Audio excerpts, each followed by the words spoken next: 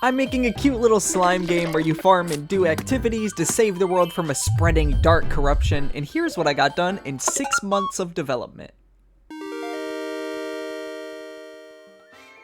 A huge addition to the game is the Hingewood Heights biome. This is a secluded forest filled with tons of electronic scrap and old school technology. There's 2 jellies in the biome so far, one being the mushroom jelly and the other being an unnamed wood jelly that's just a sprite for now. You guys have requested the mushroom jelly like a million times, so it's really awesome to see it finally in game. This biome has normal corruption, which means you feed jellies and then they'll attack the corruption for you. That means the gameplay in this biome is pretty basic, but there is a special mechanic right here.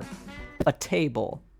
A crafting table. You can combine 2 items, and if they're compatible, you'll make a brand new one, including mechanical variant crops. But to get those, you'll need to go into the deep forest and find canisters. All crafting with crops use canisters, so the recipes are easy to understand. There will be some really niche and weird recipes, so you can have fun experimenting. I had a ton of fun making the crafting system, and this biome feels great to play just because of the crafting. It just adds so many possibilities. Since this biome's based on old technology, there's fun stuff like corruption, that's a land party, a flower based on the Mario Fire Flower, and a fruit that looks like Pac-Man. There's also an amazing fishing item, a fish orb. Yep, it's just a fish orb. Development on this biome has been so fun, and it's actually based on a game concept I made forever ago called Hingewood Tumble. You played as a little guy exploring a forest, smashing a bunch of mechanical stuff. I always like the visual style of Hingewood Tumble, so it's really cool to see it actually in something. In Hingewood Tumble, the canisters provided nutrients to plants so they could grow, so I think that concept works perfectly in Gelli Fields. And going for an old retro technology feel can be nostalgic and cozy for some people like me. I think the biome overall looks really great. Let me know if you have any ideas for it though.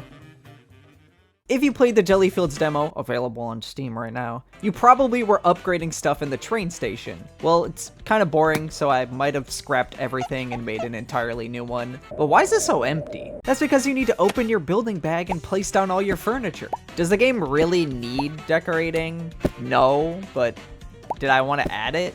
Yeah. At the moment, there's only a few pieces of furniture in the game, like benches, a fountain, and Halloween-themed items. Speaking of the Halloween stuff, it was just Halloween, so I drew these awesome spooky decorations for the train station. I really like how the withered tree came out. It wasn't easy to get it looking good in the blocky art style, but I think it turned out great. There's also an old decrepit bench, which I think that one looks pretty cool too. You can also move around functional furniture like the world map. One of these pieces of furniture is a really cool looking computer that you can actually click on to enter. This is the Volt PC and it has a bunch of useful apps like the upgrade shop.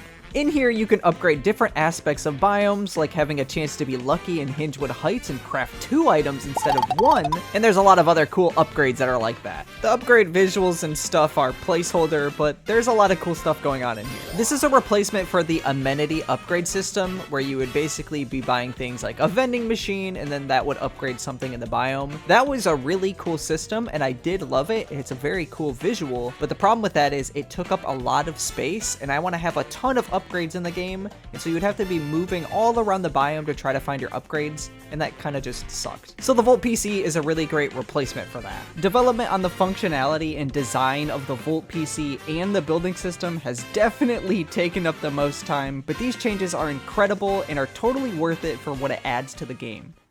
Rocky Retreat felt a little bit empty, so I added a bunch more to the biome, including this guy, the Golemax. He stands around, but eventually gets tired and takes a nap. Once napping, a jelly can jump on his head and also sleep with him too. And when he wakes up, if there's a jelly on his head, it gets thrown off. There's also a rare item you can get from this guy, but you'll have to be really lucky to find it. Previously, the farm was really boring and you had the entire thing unlocked at the start. This made the biome a little bit too easy, so I added these dirt, stone, and hardened stone tiles, so you have to choose whether you want to spend your money on crops, upgrading your farm, or mining in the caves. Speaking of caves, this is a new minecart that requests items. And if you get that item and drop it on top of it, it'll ride away and give you a big reward. The minecart is still placeholder though, so don't judge me. All these changes have made Rocky Retreat feel way more fun. I've also been working on a lot of odds and ends in the game, things like achievements, controller rumble, and a bunch of polish. Polish is really important for any game, but especially for Gelli Fields because the vibe and aesthetic is one of the main selling points of the game. But wow, that's a lot of stuff to get done in 6 months, and I'm so happy with Gelli Fields. But if you want to help support the game and the development, consider becoming a member, but just watching helps too. I'll see you guys in the next video. Bye bye.